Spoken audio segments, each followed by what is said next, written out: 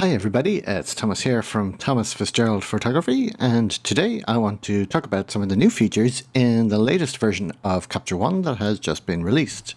So, Capture One 21 version 14.3 has just come out, and there are a few new features in it, which is pretty good, seeing as it's just a point release.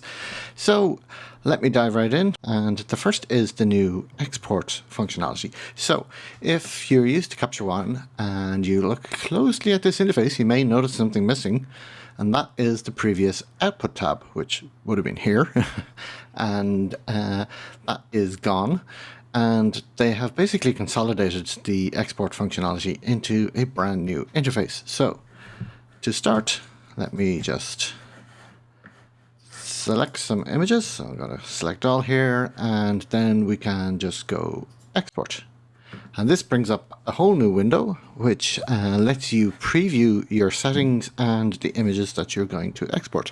So over here, what was previously process recipes has now been called export recipes. And in fact, the whole terminology of processing, inverted commas, has been removed in its entirety, and it's now just referred to as exporting.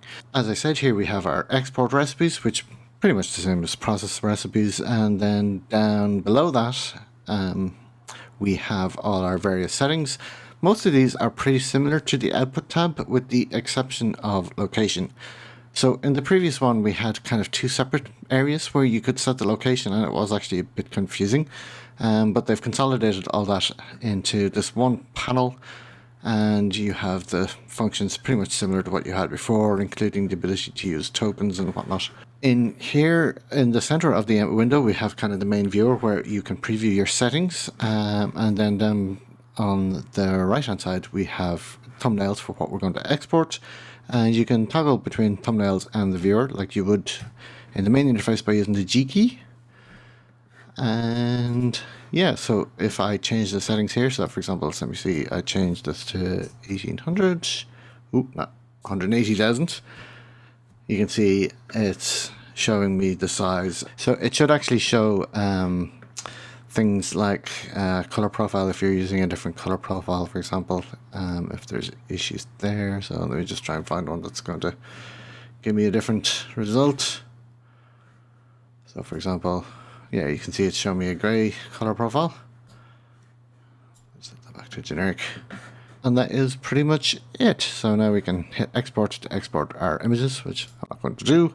The other thing as well is if you press and hold on the export button, you get various different options. So export with previous settings pretty much does what it says in the tin. Export original files will just make a copy of the raw files if you're using raw files, or the original JPEGs if you're using JPEGs, and so on and so forth. Then edit with is the same as right clicking on it and choosing edit with, then open with, again the same. And then finally publish is if you have any publish plugins, which I don't think there are very many of. Okay, so that is the first new feature, and that is the export. So the second thing is kind of cool. So let me select an image to show you, and let's go with this one, and let's just reset this. Okay, and I'm just going to give it a bit of contrast. Okay, so the new feature is called a Magic Brush, and what it is a new method of selection. So what I can do is I can draw on the image like so, and it will create a selection. So pretty much like the Magic Wand tool in Photoshop.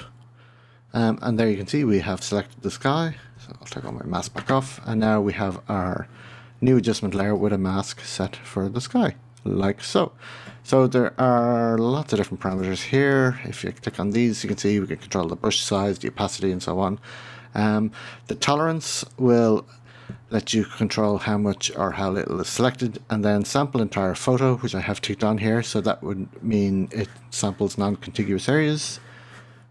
Whereas if I turn that off, so let me just get rid of this and start again.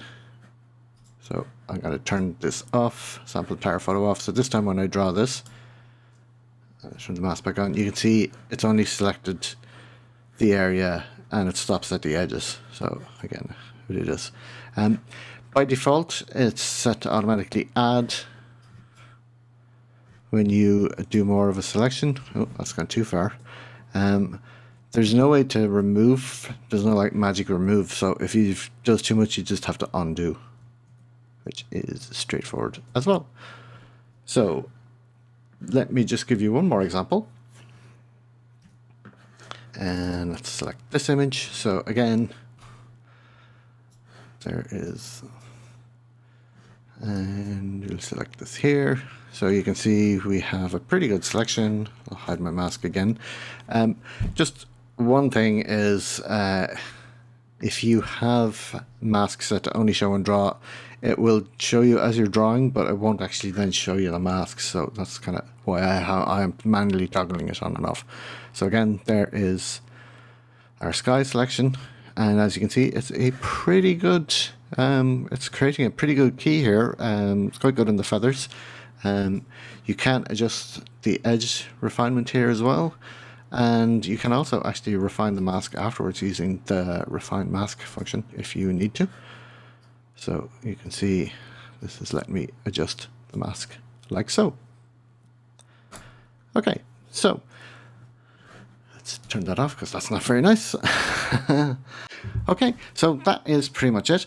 There are a few other minor features as well. For example, you can now, if you're using a catalog, you can now view the images in a subfolder if you have a parent folder selected, which is something I know lots of people will be happy about. And secondly, if you synchronize a parent folder with the images on the disk, that parent folder, the child folders will also be synchronized. And then there's a few other changes to things like tethering when shooting with a Fujifilm camera, and there's the usual kind of bug fixes and stuff as well. So that's pretty much it. That has been a quick overview of the new features in Capture One 21 14.3. I hope you found this useful, and if you do, please like, share and subscribe, and thanks for watching. See you next time.